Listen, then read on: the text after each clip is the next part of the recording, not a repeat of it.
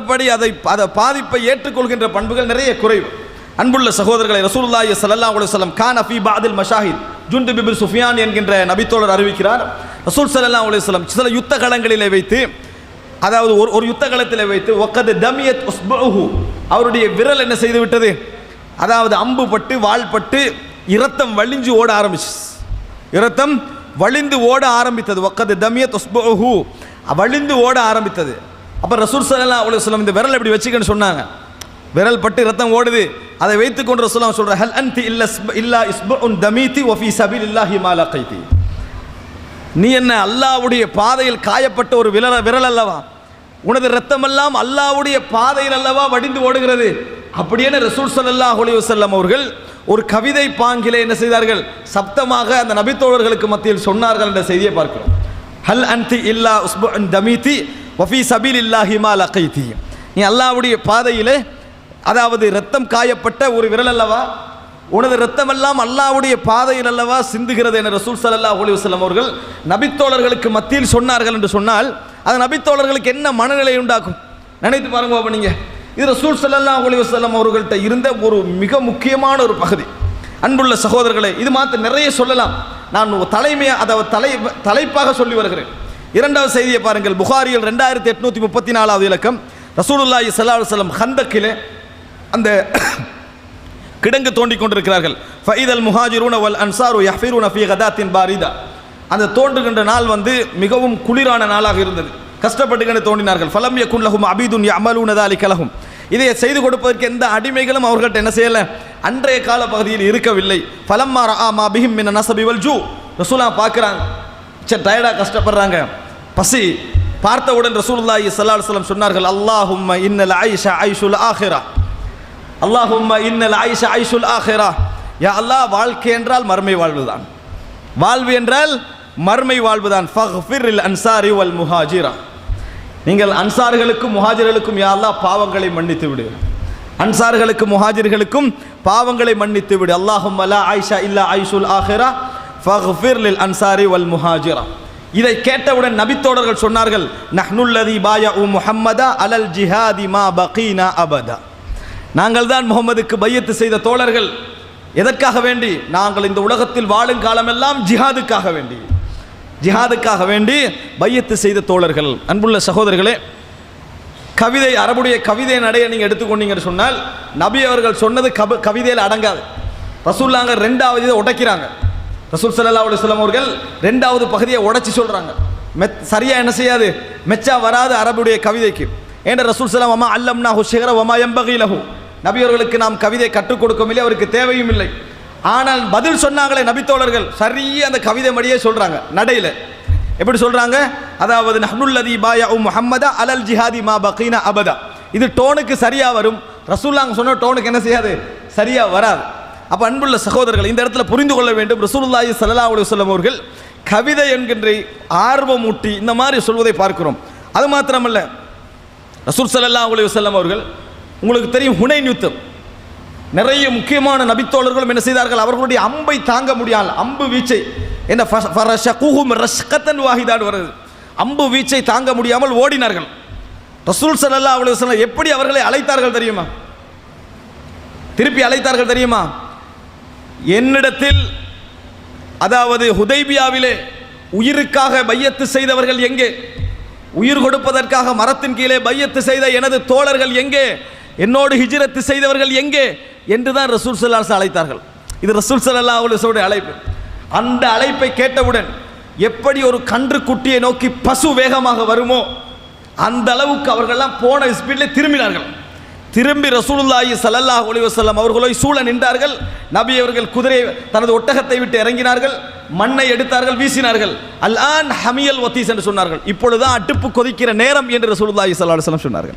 அல் on ஹமியல் வத்தீஸ், இது அடுப்பு கொதிக்கும் நேரம் என ரசூலுல்லாஹி ஸல்லல்லாஹு அலைஹி வஸல்லம் சொன்னார்கள். என்றால் ரசூல் ஸல்லல்லாஹு அலைஹி வஸல்லம் அவர்கள் போரின் அழைப்பு, போரில் பேசுகின்ற வாசகங்கள் எந்த அளவுக்கு ரசூல் ஸல்லல்லாஹு அலைஹி வஸல்லம் தோழர்களுடைய எண்ண அலைகளை கவனித்து வழிநடத்தினார்கள் என்பதை நினைச்சுப்பார். அன்புள்ள சகோ, புரிந்து கொள்ள வேண்டிய விஷயம், யார் அசைந்தாலும் அசையக்கூடாத ஒரு லீடர்ஷிப் தான் இராணுவ தலைமை என்பதை நாம் புரிந்து கொள்ள வேண்டும். அன்புள்ள சகோதரர்களே, இது மாத்திரமல்ல, ரசூலுல்லாஹி ஸல்லல்லாஹு அலைஹி வஸல்லம் அவர்கள் அவர்களுடைய இந்த யுத்த சம்பந்தமான விஷயத்தில் நான் ஒரு சில விஷயங்களை இந்த இடத்தில் என சொல்லிக்கொள்ள வேண்டும். நபி அவர்களை பொறுத்த வரைக்கும் ஹுனைன் யுத்தம், ஒரு சில யுத்தங்களில் நடந்த சில நிகழ்வுகளை நான் சொல்ல நினைக்கிறேன். ஹுனைன் யுத்தத்தில் உங்களுக்கு எல்லோரும் தெரியும், ஒரு தோல்வியான ஒரு நிலை என்ன செய்து வந்தது. எதிர்பாராத விதமாக அந்த பனு ஹவாசின் பனு சகீஃப் கோத்திரத்தினர்கள் அம்பு என்ன செய்தார்கள், அம்பு எய்தார்கள்.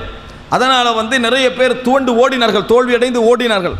அந்த ஓடுகிற நேரத்தில் சுப்ஹானல்லாஹ் அம்பு வீச்சு கடுமையாக இருக்கிறது. அந்த ஓடுகிற நேரத்தில் ரசூலுல்லாஹி ஸல்லல்லாஹு அலைஹி வஸல்லம் அவர்கள் வேகமாக யுத்த களத்திற்குள் ஓடினார்கள். இவங்க இப்படி ஓடுறாங்க செதறுண்டு. ரசூலுல்லாஹி ஸல்லல்லாஹு அலைஹி வஸல்லம் அவர்களுடைய அந்த அவர் இருந்த அந்த வாகனம் நேரடியாக எதுக்குள்ள போகுது, எதிரிகளுடைய யுத்த களத்திற்குள்ளேயே போகுது. எந்த அளவுக்கு என்றால் ரசூல் ஸல்லல்லாஹு அலைஹி வஸல்லம் பெரிய தந்தையுடைய மகன் அபூ சுஃபியான் இப்னுல் ஹாரிஸ் ரசூல் ஸல்லல்லாஹு அலைஹி வஸல்லம் அவர்களுடைய அந்த வாகனத்துடைய கடிவாளத்தை பிடிச்சி இழுக்கிறாரு. ரசூல் ஸல்லல்லாஹு அலைஹி வஸல்லம் வேகமாக போறாங்க. அப்பாஸ்லாங்க இந்த பக்கத்தில் வேகமாகவே உள்ளே என்ன செய்தார்கள், நுழைந்தார்கள் ரசூல் ஸல்லல்லாஹு அலைஹி வஸல்லம் அவர்கள். அப்படி நிறைய நேரத்தில் நபியர்கள் சொன்ன வசனம் என்ன தெரியுமா, அனன் நபி லா கதிப் அன இப்னு அப்துல் முத்தலிப், நான் தான் நபி, பொய்யன் அல்ல, நான் அப்துல் முத்தலிபுடைய பேரன் என்று சொல்லி ரசூலுல்லாஹி ஸல்லல்லாஹு அலைஹி வஸல்லம் அவர்கள் சொல்லிக்கொண்டு யுத்த களத்திற்குள்ளே போனார்கள் என்பதை பார்க்கிறோம். அப்படின்னா பாருங்க, ரசூல் ஸல்லல்லாஹு அலைஹி வஸல்லம் அவர்களை அன்றைய தினம் நாம் கண்டதை போன்று கடுமையான சூழலில் நாம் கண்டது கிடையாது. அப்படி இருந்தார்கள் ரசூல் ஸல்லல்லாஹு அலைஹி வஸல்லம். அன்றைய தினம் நபி அவர்கள் காட்டிய கடுமை போன்று ஒரு கடுமை நான் என்ன செய்யவில்லை, எமது வாழ்க்கையில் காணவில்லை, அது போன்ற ஒரு கடுமையானவரை காணவில்லை என்று சொல்லி அதை அறிவிக்கக்கூடிய பரா இப்னு ஆசிப் ரலியல்லாஹு அன்ஹு அவர்கள் என்ன செய்கிறார்கள், அறிவிக்கிறார்கள் என்ற செய்தியை பார்க்கிறோம். அன்புள்ள சகோதரர்களே, ஹுதைபியா, இப்போ நான் சொன்ன இந்த செய்தி புகாரியில் 2864. ஹுதைபியாவில் ஒரு உதாரணம். ஹுதைபியா என்ன, விட்டு கொடுப்புக்கான ஒரு ஒப்பந்தம், அப்படித்தானே, விட்டு கொடுப்பு ஒப்பந்தம்.